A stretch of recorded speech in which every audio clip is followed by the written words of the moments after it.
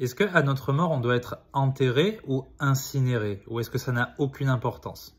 Alors, de manière générale, un chrétien doit être enterré et il doit voir l'incinération comme quelque chose de païen, comme quelque chose de satanique.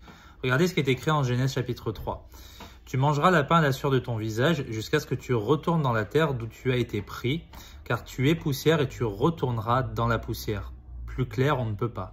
Ça ne concerne pas juste Adam, évidemment, ça concerne toute l'humanité. Maintenant, l'incinération, ça peut être associé à beaucoup de choses. Spirituellement parlant, si tu lis l'Ancien Testament, tu verras que très souvent, quand Israël se détournait de Dieu pour adorer d'autres fausses divinités comme Moloch, ils faisaient passer leurs enfants par le feu. Le feu rappelle aussi Satan quelque part, les flammes de l'enfer. Donc on ne veut pas véritablement être associé à ce genre de choses, tu vois ce que je veux dire? Encore une chose, c'est que quand on fait euthanasier son animal en France et même dans d'autres pays, on va très souvent le faire incinérer après. Et être associé à ça en tant qu'être humain, alors que nous sommes créés à l'image de Dieu, pas les animaux. Les animaux, ils n'hériteront pas de la vie éternelle. C'est dommage.